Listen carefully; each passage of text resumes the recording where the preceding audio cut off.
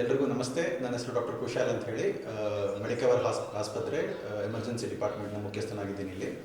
So ಈಗಾಗಲೇ ನಮಗೆ ಸ್ಟ್ರೋಕಿನ ಬಗ್ಗೆ ಬಹಳಷ್ಟು ತಿಳುವಳಿಕೆಯನ್ನು ಕೊಟ್ಟಿದ್ದಾರೆ ಡಾಕ್ಟರ್. ಯಾಕಂದರೆ ಬಹಳಷ್ಟು ಸಲ ಸ್ಟ್ರೋಕ್ ಆಗಿರುತ್ತೆ, ಆದರೆ ನಮಗೆ ಅದು ಸ್ಟ್ರೋಕ್ ಆಗಿದೆ ಅಂತಲೇ ನಮಗದು ಗೊತ್ತಿರೋದಿಲ್ಲ. ಬೈ ದ ಟೈಮ್ ನಮಗದು ಗೊತ್ತಾಗೋ ಅಷ್ಟೊತ್ತಿಗಾಗಲೇ ತುಂಬಾ ಲೇಟ್ ಆಗಿರುತ್ತೆ. ಅಷ್ಟೊತ್ತಿಗೆ ಬಂದರೂ ಕೂಡ ಹೆಚ್ಚಿಗೆ ಏನು ನಾವು ಅದಕ್ಕೆ ಒಂದು ಟ್ರೀಟ್ ಮಾಡಲಿಕ್ಕೆ ಆಗದಿರೋದು ಅದು. ಸೊ ಅದಕ್ಕೋಸ್ಕರ ಮನೆಯಲ್ಲಿ ಸ್ಟ್ರೋಕ್ ಆಗಿದೆ ಅನ್ನೋದು ಹೇಗೆ ಕಂಡುಹಿಡಿಯೋದು? ನಮಗೊಂದು ನಿಮೋನಿಕ್ ಅಂತ ಹೇಳಿ ಹೇಳ್ತೀವಿ, ಬಿ ಫಾಸ್ಟ್ ಅಂತ ಹೇಳಿ. ಒಂದೊಂದು ಅಕ್ಷರ BEFAST ಮೂರು 5 ಅಕ್ಷರಗಳು ಏನಿದೆಯಲ್ಲ, 6 ಅಕ್ಷರಗಳು, ಈ ಒಂದೊಂದು ಅಕ್ಷರಕ್ಕೂ ಕೂಡ ಒಂದೊಂದು ಪದದ ಅರ್ಥ ಇದೆ ನಿಮೋನಿಕಲ್ಲಿ. ಬಿ ಅಂತ ಹೇಳಿದ್ರೆ ಬ್ಯಾಲೆನ್ಸ್. ಸೊ ಯಾರಿಗೇ ಆಗಲಿ ಸಾಧಾರಣವಾಗಿದ್ದಾಗ ದಿಢೀರಂತ ಅವ್ರಿಗೆ ಬ್ಯಾಲೆನ್ಸ್ ತಪ್ಪೋದು, ನಡೆಯುವಾಗ ಸ್ವಲ್ಪ ತೆಳ್ಳದಾಗ ಆಗುವಂಥದ್ದು, ಅಥವಾ ನಡೆಯೋಕ್ಕೆ ಸರಿಯಾಗಿ ಅವ್ರಿಗೊಂದು ಕಾನ್ಫಿಡೆನ್ಸ್ ಬರದೇ ಇರುವಂಥದ್ದು. ಕಂಪ್ಲೀಟ್ ನಾರ್ಮಲ್ ಇದ್ದವ್ರಿಗೆ ಹೇಳ್ತಾರೋದು. ಸೊ ಕಂಪ್ಲೀಟಾಗಿ ನಾರ್ಮಲ್ ಇದ್ದರೂ ತಕ್ಷಣಕ್ಕೆ ಅವ್ರಿಗೆ ಬ್ಯಾಲೆನ್ಸ್ ತಪ್ಪು ಹೋಗುವಂಥದ್ದು. ಈ ಅಂತಂದರೆ ಈ ದೃಷ್ಟಿ. ಸೊ ಯಾವುದೇ ರೀತಿಯ ದೃಷ್ಟಿ ಒಂದು ತೊಂದರೆಗಳಾಗಿರ್ಬೋದು, ಒಂದು ಕಣ್ಣು ಸರಿಯಾಗಿ ಕಾಣಿಸ್ತಾ ಇಲ್ಲ, ಅಥವಾ ಒಂದು ಕಣ್ಣು ಸ್ವಲ್ಪ ಏನಾದರೂ ಒಂದು ಕಪ್ಪಗೆ ಅನ್ನಿಸ್ತಾ ಇದೆ, ಅಥವಾ ಕಣ್ಣು ತಿರುಗೋದು ಅಂತೀವಿ, ತಲೆ ಸುತ್ತೋದು ಅಂತೀವಿ, ಆ ಥರ ಆಗಿರ್ಬೋದು.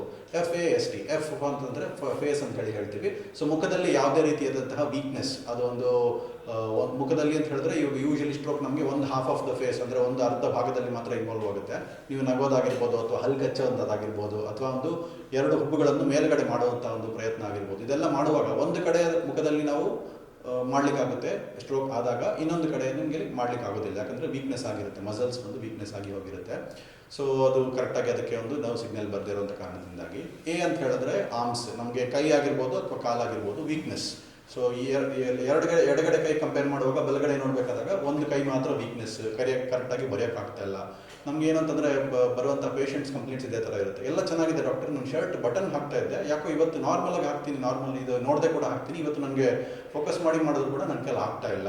ಅಥವಾ ಏನೋ ಕಾಲಿಂದ ನಡ್ಕೊಂಡು ಹೋಗ್ಬೇಕಾದಾಗ ಚಪ್ಪಲಿ ಒಂದು ಗ್ರಿಪ್ಪಿಗೆ ಸಿಗ್ತಾ ಇಲ್ಲ, ಬಿಚ್ಚೋಗ್ತಾಯಿದೆ, ಒಂದು ಕಾಲು ಮಾತ್ರ ಚಪ್ಪಲಿ ಬಿಚ್ಚೋಗ್ತಾ ಇದೆ, ನಡೆಯುವಾಗ ತುಂಬ ಎಡವುತ್ತಾ ಇದ್ದೀನಿ ನಾನು, ಅಥವಾ ನನಗೆ ಒಂದು ಮರುವಾಗ್ತಾ ಇದೆ. ಇದೆಲ್ಲ ನಾನು ಯಾವತ್ತೂ ಮರೆಯುವಂಥದ್ದಲ್ಲ, ಆದರೆ ನನಗೆ ಪಾಸ್ವರ್ಡ್ ಆಗಿರ್ಬೋದು ಅಥವಾ ಸಣ್ಣ ಪುಟ್ಟ ವಿಚಾರಗಳಿದೆ, ನನಗೆ ಜ್ಞಾಪಕನೇ ಬರ್ತಾ ಇಲ್ಲ ಎಷ್ಟು ಪ್ರಯತ್ನ ಪಟ್ಟರು ಅನ್ನೋಂಥದ್ದು ಹೇಳ್ತಾರೆ. ಸೊ ಆ ಥರ ಕೈ ಅಥವಾ ಕಾಲು ವೀಕ್ನೆಸ್ ಆಗುವಂಥದ್ದು ಏನಾದರೂ ಇದ್ದರೆ ಸಡನ್ನಾಗಿ ಆನ್ಸೆಟ್ ಏನೂ ಇರಲಿಲ್ಲ, ಖಂಡಿತ ಕಂಪ್ಲೀಟ್ ನಾರ್ಮಲ್ ಇದ್ದವರಿಗೆ ಆಗುವಂಥದ್ದು ಬಗ್ಗೆ ಹೇಳ್ತಾರಂಥದ್ದು. ಎಸ್ ಅಂತ ಹೇಳಿದ್ರೆ ಸ್ಪೀಚ್, ಮಾತಾಡುವಂತಹ ನಾವೇನು ಶೈಲಿ ಇದೆ, ನಮ್ಮ ಉಚ್ಚಾರಣೆ ಆಗಿರ್ಬೋದು. ಸೊ ಸ್ಲರಿಂಗ್ ಆಫ್ ಸ್ಪೀಚ್ ಅಂತ ಹೇಳಿ ಹೇಳ್ತೀವಿ. ಸೊ ಮಾತಾಡುವಾಗ ಮಾತು ತೊದಲೋ ಅಂಥದ್ದು. ಸೊ ಇಂಥದ್ದೇನಾದರೂ ಇದ್ದರೂ ಕೂಡ ಸ್ಟ್ರೋಕ್ ಆಗಿರ್ಬೋದು ಅಂತ ಹೇಳಿ ಹೇಳ್ತೀವಿ. ಟಿ ಅನ್ನುವಂಥದ್ದು ಟೈಮ್ ಅಂತ ಬಂದಾಗ ನಮಗೆ ತುಂಬ ಇಂಪಾರ್ಟೆಂಟ್ ಏನು ಅಂತ ಹೇಳಿದ್ರೆ ಗೋಲ್ಡನ್ ಅವರ್ ಅಂತ ಹೇಳಿ ಹೇಳ್ತೀವಿ. ಈ ಸ್ಟ್ರೋಕ್ ಈ ಲಕ್ಷಣಗಳೆಲ್ಲ ಯಾವುದೇ ಒಂದು ವ್ಯಕ್ತಿಯಲ್ಲಿ ಕಂಡು ಬಂದಲ್ಲಿ ಅವರೇನಾದರೂ ಕರೆಕ್ಟಾದಂತಹ ಒಂದು ವೈದ್ಯಕೀಯ ಸಂಸ್ಥೆಗೆ, ಈಗ ಮೆಡಿಕವರ್ ಆಸ್ಪತ್ರೆ ಅಂತಲೇ ಇಟ್ಕೊಳ್ಳೋಣ, 4.5 ಗಂಟೆಗಳ ಕಾಲದಲ್ಲಿ ಒಳಗಡೆ ಬಂದರು ಅಂತ ಹೇಳಿದ್ರೆ ಅದಕ್ಕೆ ತಕ್ಕಂಥ ನಾವು ಟ್ರೀಟ್ಮೆಂಟ್ ಮಾಡ್ಬೋದು. ಕಂಪ್ಲೀಟಾಗಿ ಎಲ್ಲ ಸಿಂಪ್ಟಮ್ಸನ್ನು ರಿವರ್ಸ್ ಮಾಡಿ ಮತ್ತೆ ನಡ್ಕೊಂಡು ಮನೆಗೆ ಅವ್ರಿಗೆ ಡಿಸ್ಚಾರ್ಜ್ ಮಾಡಿ ಕಳಿಸ್ಬೋದು. ಬಟ್ ಏನು ಅಂತ ಹೇಳಿದ್ರೆ ಆ 4.5 ಗಂಟೆ ಕಾಲದೊಳಗಡೆ ಮಾತ್ರ ಅದು ನಮಗೆ ಮಾಡೋಕ್ಕೆ ಸಾಧ್ಯ ಆಗುತ್ತೆ. ಆ ಟೈಮ್ ಏನಾದ್ರು ದಾಟ್ತು ಅಂತ ಹೇಳಿದ್ರೆ ಎಷ್ಟೇ ಒಂದು ಅಡ್ವಾನ್ಸ್ಮೆಂಟ್ ಇದ್ದರೂ ಕೂಡ ನಮಗೆ ಅದನ್ನು ಟ್ರೀಟ್ಮೆಂಟ್ ರಿಕವರಿ ಬಗ್ಗೆ ಹೀಗೆ ಆಗುತ್ತೆ ಅಂತ ಹೇಳುವಂಥದ್ದು ಕಷ್ಟ. ಸೊ ಆ ಒಂದು 4.5 hours ಎಷ್ಟೋ ಸಲ ನಮಗೆ ಎಮರ್ಜೆನ್ಸಿಯಲ್ಲಿ ಪೇಷಂಟ್ಗಳು ನೋಡ್ತಾ ಇರ್ತೀವಿ ನಾವು. ಅವ್ರ ಹತ್ರ ಎಲ್ಲ ಇರುತ್ತೆ, ಇನ್ಶೂರೆನ್ಸ್ ಇರುತ್ತೆ, ತಿಳುವಳಿಕೆ ಇರುತ್ತೆ, ಓದಿ ಬರ್ದಿರ್ತಾರೆ, ಎಲ್ಲ ಕೆಲಸ ಮಾಡ್ತಾ ಇರ್ತಾರೆ, ದೊಡ್ಡ ಒಂದು ಹುದ್ದೆಯಲ್ಲಿ ಇರ್ತಾರೆ. ಆದರೆ ಏನು ಅಂತ ಹೇಳಿದ್ರೆ ಏನೋ ವೀಕ್ನೆಸ್ ಆಯಿತು ಅಂದರೆ ಇರಲಿ ನೋಡೋಣ, ನಾಳೆ ಹೋಗಿ ಚೆಕ್ ಮಾಡಿಸ್ಕೊಳ್ಳೋಣ ಅಂತ, ಇವಾಗ ನನಗೆ ಕೆಲಸ ಇದೆ, ಬ್ಯುಸಿ ಇದೆ, ಲೇಟ್ ಆಯಿತು ಇವತ್ತು ರಾತ್ರಿ, ಇವಾಗ ಯಾಕೆ ಹೋಗೋದು, ಬೆಳಗ್ಗೆ ಅಪಾಯಿಂಟ್ಮೆಂಟ್ ತೊಗೊಂಡು ಹೋದರೆ ಆಯಿತು ಅಂತ ಹೇಳಿ ಬೈ ದ ಟೈಮ್ ಅವ್ರು ಬರೋಷ್ಟೊತ್ತಿಗೆ ಆಗಲೇ 4.5 ಗಂಟೆ ಕಾಲಗಳ ಮುಗಿದೋಗಿರುತ್ತೆ. ಅದು ಮುಗಿದಿರೋದ್ರಿಂದಾಗಿ ನಮಗೆ ಕೂಡ ಹೆಚ್ಚಿಗೆ ಅದಕ್ಕೇನು ನಾವು ಇದು ಮಾಡಲಿಕ್ಕಾಗೋದಿಲ್ಲ. ಮುಂದೆ ಇನ್ನೊಂದ್ಸಲ ಆಗದಿರೋ ಥರ ಪ್ರಯತ್ನ ಮಾಡ್ಬೋದೇ ಹೊರತು ಆ ಒಂದು ಸ್ಟ್ರೋಕಿಗೆ ನಾವು ಒಂದು ಟ್ರೀಟ್ ಮಾಡುವಂಥದ್ದು ತುಂಬಾ ಕಷ್ಟ ಆಗುತ್ತೆ. ಸೊ ಆ 4.5 hours ಗೋಲ್ಡನ್ ಅವರ್ ಅಂತ ಏನು ಹೇಳ್ತೀವಿ. ಸೊ ಯಾರಿಗೇ ಆಗಲಿ ಈ ಮುಂಚೆ ನಾವು ಹೇಳಿದಂಥ ಸಿಂಪ್ಟಮ್ಸ್, ಈ ಒಂದು ಲಕ್ಷಣಗಳು ಯಾರಲ್ಲೇ ಬಂದಿದ್ದಾದರೂ ಕೂಡ ತಕ್ಷಣ ದಯವಿಟ್ಟು ಆ ಹೆಲ್ಪ್ಲೈನ್ ನಂಬರ್ಗೆ ಕಾಲ್ ಮಾಡಿ, ಮತ್ತು ನಿಮ್ಗೆ ಏನು ಅದು ರಿಲೇಟೆಡ್ ಗೈಡೆನ್ಸ್ ಇದೆ ಅದನ್ನು ನಾವು ಖಂಡಿತವಾಗ್ಲೂ ಕೊಡ್ತೇವೆ.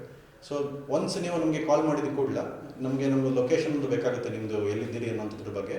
ನಾವು ನಮ್ಮ ಆ್ಯಂಬುಲೆನ್ಸನ್ನು ಡಿಸ್ಪ್ಯಾಚ್ ಮಾಡ್ತೀವಿ. ನಮ್ಮ ಹತ್ರ ಅಡ್ವಾನ್ಸ್ ಕಾರ್ಡಿಯಾಕ್ ಲೈಫ್ ಸಪೋರ್ಟ್ ಆ್ಯಂಬುಲೆನ್ಸಸ್ಗಳಿದೆ. ಎಲ್ಲ ರೀತಿಯಾದಂತಹ ಎಕ್ವಿಪ್ಮೆಂಟ್ ಆಗಲಿ ಅಥವಾ ಒಂದು ಟ್ರೈನ್ಡ್ ಪ್ಯಾರಾಮೆಡಿಕ್ ಕೂಡ ಅದರಲ್ಲಿ ಒಂದು ಜೊತೆಗೆ ಬರ್ತಾರೆ, ಬರೀ ಗಾಡಿ ಮಾತ್ರ ಕಳಿಸುವಂಥದ್ದಲ್ಲ. ಸೊ ನಿಮಗೆ ಮನೆಯಲ್ಲೇ ಬಂದು ಫಸ್ಟ್ ನಿಮಗೆ ಒಂದು ವೈಟಲ್ಸ್ ಚೆಕಿಂಗ್ ಅಂತ ಅಲ್ಲಿಂದ ಶುರು ಆಗುತ್ತೆ. ಒಂದು ಶುಗರ್ ಚೆಕ್ ಮಾಡೋದಾಗಲಿ ಅಥವಾ ಒಂದು ಹಾರ್ಟ್ ರೇಟ್, ಆಕ್ಸಿಜನ್ ಆಗಲಿ, BP ಇದೆಲ್ಲ ಚೆಕ್ ಮಾಡಿ ನಿಮ್ಮನ್ನು ಸೇಫಾಗಿ ಆಸ್ಪತ್ರೆಗೆ ತಲುಪಿಸ್ತಾರೆ. ಮತ್ತು ಇದಕ್ಕೆ ಯಾವುದೇ ರೀತಿಯಾದಂಥ ಚಾರ್ಜಸನ್ನು ಮಾಡ್ತಾ ಇಲ್ಲ. ಸೊ ಈ ಥರ ಯಾವುದಾದ್ರು ಒಂದು ಸ್ಟ್ರೋಕು ಈ ಥರ ಸಿಂಪ್ಟಮ್ಸ್ ಇತ್ತು, ಡೌಟ್ ಇತ್ತು ಅಂತ ಹೇಳಿದ್ರೆ ಯಾವುದೇ ರೀತಿಯಾದಂಥ ಯೋಚನೆ ಇಲ್ಲದೆ ದಯವಿಟ್ಟು ಆ ನಂಬರಿಗೆ ಕಾಲ್ ಮಾಡಿ, ನಿಮಗೆ ತಕ್ಕ ನಾವು ಸಲಹೆಗಳನ್ನು ಕೊಡ್ತೀವಿ. ಮತ್ತು ಇನ್ ಕೇಸ್ ಅದು ಸ್ಟ್ರೋಕೆ ಆದದ್ದೇ ಆದರೆ ನಮಗೆ ದಯವಿಟ್ಟು ನಿಮ್ಮನ್ನು ಆಸ್ಪತ್ರೆಗೆ ಕರ್ಕೊಂಡು ಬರೋದಕ್ಕೆ ಏನು ವ್ಯವಸ್ಥೆ ಮಾಡಬೇಕು ಅದನ್ನು ಮಾಡ್ತೇವೆ. ಇಲ್ಲಿ ಬಂದ ನಂತರ ಎಮರ್ಜೆನ್ಸಿಲಿ ನಾನಿರ್ತೇನೆ, ಮತ್ತು ನಮ್ಮ ನ್ಯೂರಾಲಜಿಸ್ಟ್ ಇದ್ದಾರೆ, ನ್ಯೂರೋ ಸರ್ಜನ್ಸ್ ಇದ್ದಾರೆ. ಒಂದು ಮುಖ್ಯವಾದ ಇದು ಸ್ಟ್ರೋಕಲ್ಲಿ ಏನು ಅಂತ ಹೇಳಿದ್ರೆ ಯಾವಾಗಲೂ ಡಯಾಗ್ನೋಸಿಸ್. ಸೊ ಬಹಳಷ್ಟು ಜನ ಏನು ಮಾಡ್ತಾರೆ, ಸಣ್ಣ ಪುಟ್ಟ ಕ್ಲಿನಿಕ್ಕಿಗೆ ಹೋಗ್ತಾರೆ, ಅಲ್ಲಿ ಸ್ಕ್ಯಾನಿಂಗ್ ಇರೋದಿಲ್ಲ, ಅಥವಾ ಅಲ್ಲಿಂದ ಸ್ಕ್ಯಾನಿಂಗ್ ಸೆಂಟರ್ಗೆ ಇನ್ನೊಂದು ಕಡೆ ಹೋಗಬೇಕು, ಅಲ್ಲಿಂದ ಮತ್ತೆ ರಿಪೋರ್ಟ್ ಮಾಡಿಸ್ಕೊಳ್ಬೇಕು, ಅಲ್ಲಿಂದ ಇನ್ನೊಂದು ನ್ಯೂರಾಲಜಿಸ್ಟ್ ಎಲ್ಲೋ ಬೇರೆ ಕಡೆ ಇರ್ತಾರೆ. ಸೊ ಈ ಥರ ಹೋಗಿ ಟೈಮ್ ವೇಸ್ಟ್ ಆಗುವಂಥದ್ದು ಬಹಳ ಇರುತ್ತೆ. ಬೆಂಗಳೂರು ಅಂತ ಊರಲ್ಲಿ ಈ ಟ್ರಾಫಿಕಲ್ಲೆಲ್ಲ ಆ ಥರ ಹೋಗೋದ್ರಲ್ಲಿ 4.5 ಗಂಟೆ ಕಾಲ ಮುಗಿದೋಗುತ್ತೆ. ಸೊ ಯಾವಾಗಲೂ ಏನು ಅಂತ ಹೇಳಿದ್ರೆ ಈ ಥರ ಸ್ಟ್ರೋಕ್ ಲಕ್ಷಣಗಳಿದ್ದಾಗ ನೀವು ಇಂಥ ಮೆಡಿಕವರ್ ಅಂತ ಆಸ್ಪತ್ರೆಗೆ ಬರಬೇಕು. ಯಾಕೆ ಅಂತ ಹೇಳಿದ್ರೆ ಇಲ್ಲಿ ನಿಮಗೆ ಎಮರ್ಜೆನ್ಸಿ ಆಗಲಿ, ICU ಆಗಲಿ, ನ್ಯೂರಾಲಜಿಸ್ಟ್ ಆಗಲಿ, ನ್ಯೂರೋ ಸರ್ಜನ್ ಆಗಲಿ, MRI ಆಗಲಿ, ಅಥವಾ ಒಂದು ವೇಳೆ ನಮ್ಗೆ ಏನಾದರೂ ಏನಾದರೂ ಕಾಂಪ್ಲಿಕೇಶನ್ ಆದರೂ ಕೂಡ ಅದನ್ನು ಹ್ಯಾಂಡಲ್ ಮಾಡುವಂಥ ಎಲ್ಲ ಫೆಸಿಲಿಟಿ ನಮಗೆ ಒಂದೇ under same roof, single roof ಅಂತ ಏನು ಹೇಳ್ತೀವಿ, ಎಲ್ಲವೂ ನಮ್ಗೆ ಇಲ್ಲೇ ಸಿಗುತ್ತೆ. ಸೊ ಅದಾದ್ರಿಂದಾಗಿ ಯಾವುದೇ ರೀತಿಯಾದಂತಹ ನಾನು ಹೇಳಿದಂತಹ ಲಕ್ಷಣಗಳು ಕಂಡು ಬಂದಲ್ಲಿ ದಯವಿಟ್ಟು ಕಾಲ್ ಮಾಡಿ, ಮತ್ತು ನಿಮಗೆ ಬೇಕಾದಂತಹ ಸಲಹೆಗಳನ್ನು, ಚಿಕಿತ್ಸೆಯನ್ನು ಖಂಡಿತವಾಗ್ಲೂ ನಾವು ಒದಗಿಸಲಿಕ್ಕೆ ಪ್ರಯತ್ನ ಮಾಡ್ತೀವಿ. ಸರ್, ನೀವು ಪ್ರಶ್ನೆ